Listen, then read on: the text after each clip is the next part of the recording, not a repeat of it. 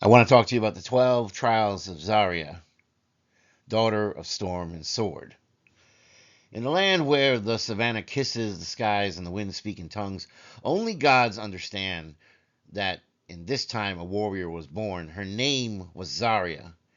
She was the daughter of Ahmed, a noble general, and the Orisha Oya, the goddess of winds, lightning, and transformation. A child of both man and divinity, brought into a world already trembling at the whisper of her name. Zaria's birth cracked the thunderbolts.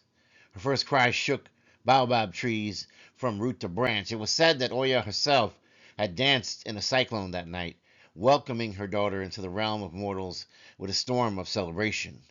But power, true power, is never given freely, for it must be earned.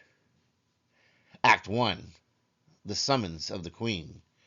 When Zaria came of age, she was summoned to the court of Queen Fatima of Hausaland. The queen sat on a throne carved of meteorite stone, her eyes heavy with worry. She had seen omens in her dreams, great beasts awakening, rivers turning backward, shadows whispering in foreign tongues.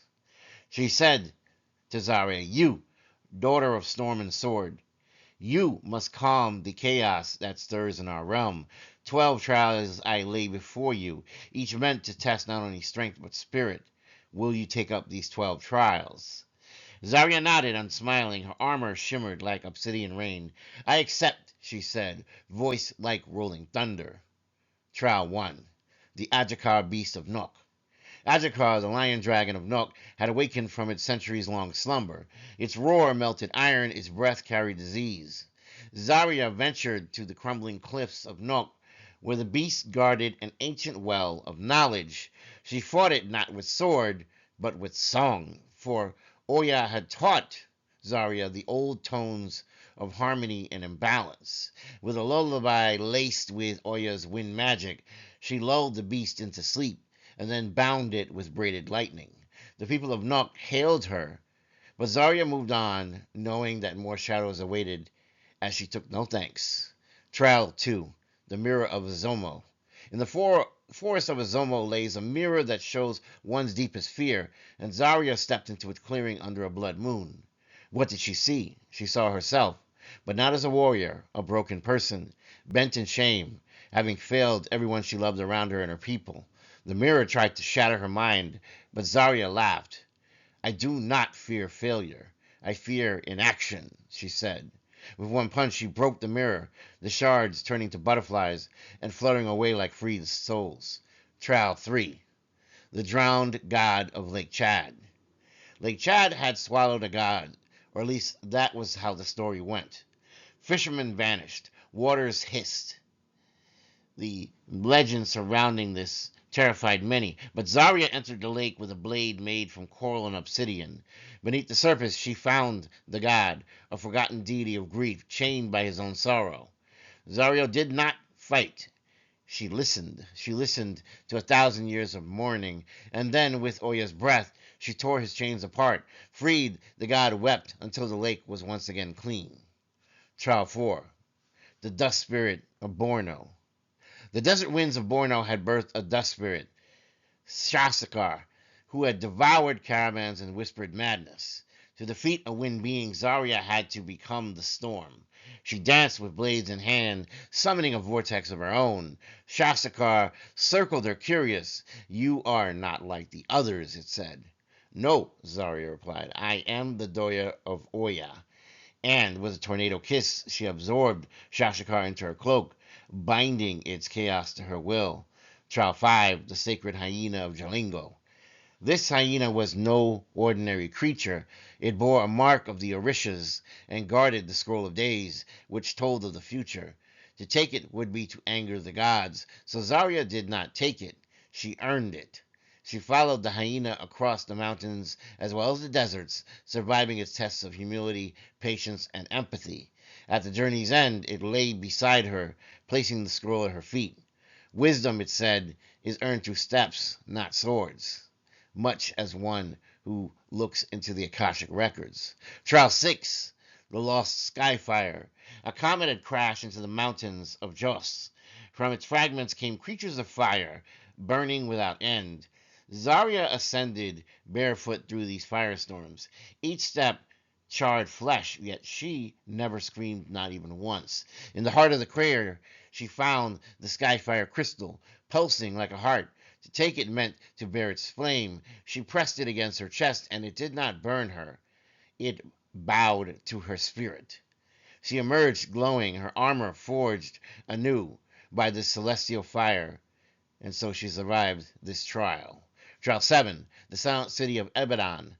A plague of silence had taken the city of Ibadan. No voices, no music, only eyes full of fear. Zaria walked its streets, and the silence clouded her mind.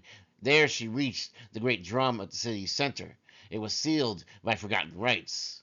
Remembering Oya's sacred rhythm, Zaria beat the drum once, twice, thrice, and eventually the thunder cracked, voices returned, and the children laughed again. Trial 8, the betrayer's shade. From her own ranks came betrayal. A childhood friend named Jade had turned against her, possessed by a trickster spirit. He met her in the fields of Quara, with blade in hand. They fought through dusk and dawn. Finally, with the sword held to his throat, Zaria whispered, "You are not my friend Jade. You are a coward shadow." And with a prayer to Ogun, she banished the spirit, and Jade wept in her arms. Trial 9, the river of false memories. To cross this river was to forget oneself, forget names, faces, missions, history, background. Zaria tied her soul to a charm her father once gave her, a tiny figurine of Oya dancing. Midway, however, she still forgot. She staggered, but the figurine sang a mother's song. Zaria remembered in that moment her purpose anew, and she kept those memories whole stronger as she crossed. There was then the trial of the crown. The crown held the power to call the dead. Zaria faced trials of judgment, her deeds, both kind and cruel, brought before her. She admitted her guilt. She mourned her mistakes. The hidden king, who was behind this crown, nodded. Only those who see the shadow may wear the light. He gave to her the crown, but she did not wear it. She carried it for those who might need its truth. Trial 11, the beast of iron and smoke. A monstrous machine had awoken in the west, relic of the colonizers, long buried. It spat poison, it tore trees, and it drank oil. Zaria led a resistance, a rebellion. No divine help, only her people rising up to free themselves. Together with cunning and traps, they brought the beast low. This was not just strength, this was leadership. Trial 12, the storm of the self. Zaria's final battle, final trial, was against herself. A doppelganger born of doubt, anger, pride, and grief, the very worst parts of her. They fought in the astral realm, wind against wind, flame against flame, but Zaria, even though she had the chance to kill her, did not. She embraced her shadow. She kissed her brow. "You are always a part of me," she said, "but you are not the master of me." And the storm stilled. And so Zaria then returned to Queen Fatima, having completed the 12 trials, and she bowed low. The queen offered her a crown, but Zaria refused. "I will one day become the queen that I was meant to be," she said, "but I am already lightning walking, and the people of this world still need me now. I'll come back for that crown, rest assured, when I am old and gray." And so she left, becoming legend, a tale told in whispers and thunder, a name carved in baobab trunks. Zaria, the Stormborn, the Flame Walker, the warrior of the 12 trials. And even now, when the clouds gather over Nigeria, some say it is not a storm.